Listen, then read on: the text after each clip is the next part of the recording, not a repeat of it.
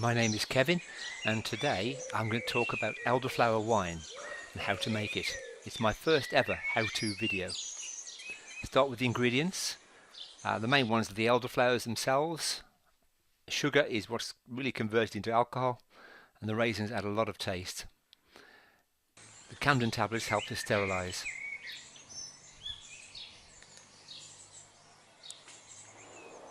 Start with the elderflowers.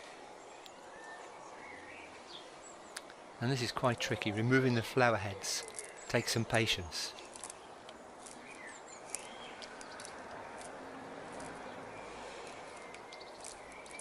This year I made 4 gallons and it took about 3 hours to remove all the flower heads. You don't have to be too fussy.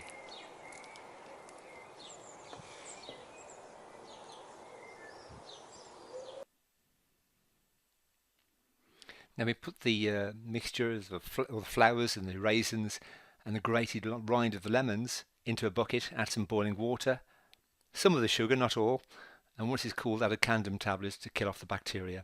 Let it stand for 2 days, then add the rest of the lemons and the tannin if you're going to use it. Net coating.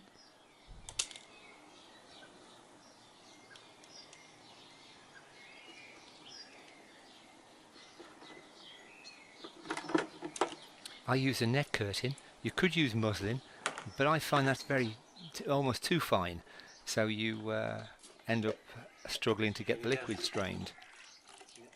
Net curtains are perfect. Scruffy jeans are definitely optional, but this is a very sweet, sticky liquid at this point, and you don't want that on your best clothes. See all the elderflowers and the raisins. And then all I do is take off the pegs. Watertight.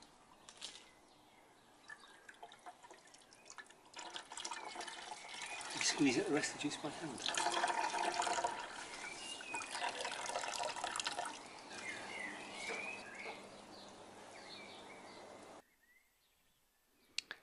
Now this stage is again optional. You can just add the right amount of sugar if you wish and aim for a medium wine, but I like to be more accurate and get the specific gravity to just over 1.1.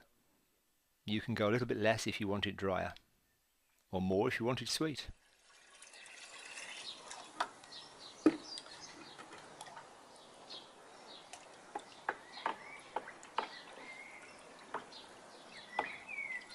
Stir.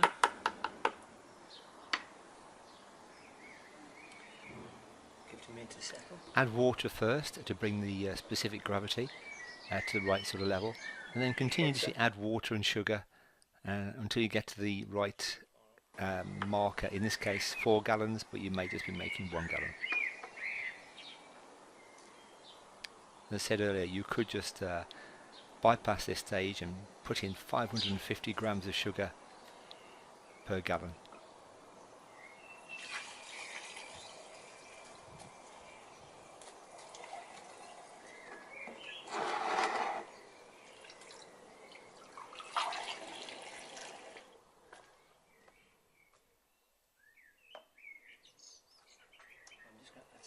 Now, here we are.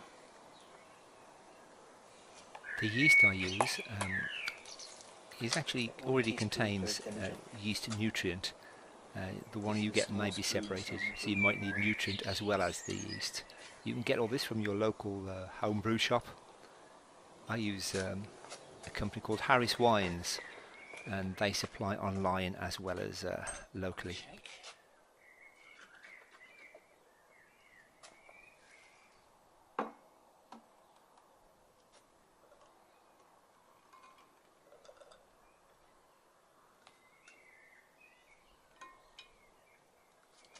The airlocks have been sterilised.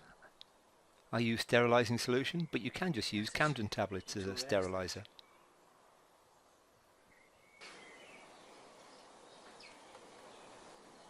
And this is the very first bubble as the fermentation begins.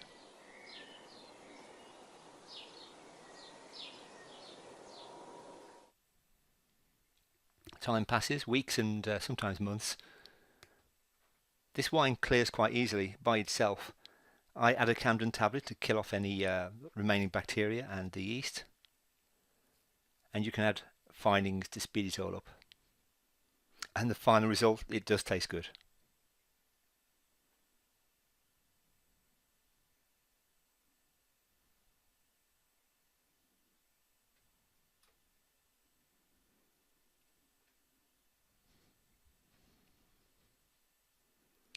So here are the ingredients again.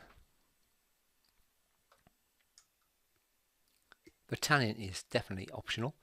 It tends to add a little bit of interest and dryness to the wine, but it's not essential. And for those prone to headaches, I'd leave it off. Here's the recipe. For those of you on a PC, if you press print screen, you can then copy that and paste it into any application and print it off. Hope you enjoy the wine.